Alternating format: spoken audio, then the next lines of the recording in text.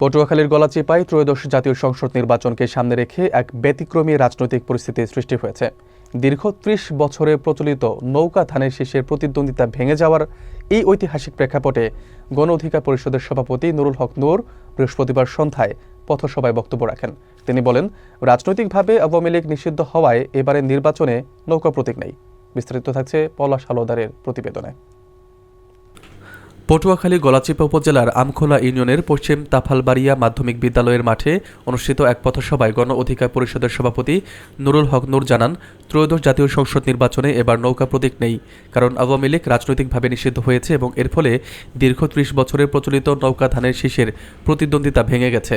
তিনি আরও উল্লেখ করেন, আওয়ামী লীগের সাধারণ ভোটার যারা লুটপাটের সঙ্গে যুক্ত নন তারা নিজেদের ব্যবসা বাণিজ্য বা চাকরি করবেন এবং তাদের অন্যায়ভাবে হয়রানি করা যাবে না। আন্দোলন সফল হওয়ায় যারা উপদেষ্টা ও সচিব হয়েছেন তাদের উদ্দেশ্যে তিনি বলেন, মানুষের দুঃখ কষ্ট শোনা এবং উন্নয়নে কাজ করা তাদের নৈতিক দায়িত্ব। জমি দখল, কৃষকদের উপর অত্যাচার ও চাঁদাবাজির বিরুদ্ধে কঠোর হবার আহ্বান জানিয়ে নূর বলেন, অন্যায়কারী তার নিজ দলের হলেও তাকে শায়েস্তা করতে হবে।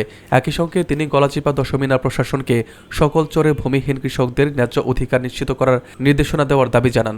পথসভায় কেন্দ্রীয় ও স্থানীয় নেতৃবৃন্দ উপস্থিত ছিলেন এবং এর আগে নূর বাদুরা বাজার ও আমখোলা বাজারে গণসংযোগ করেন।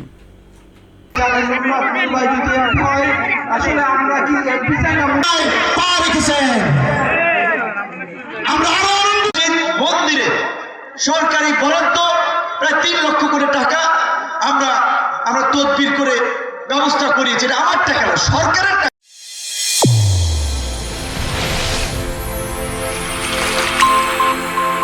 চ্যানেল A1 হৃদয়ের স্পন্দন।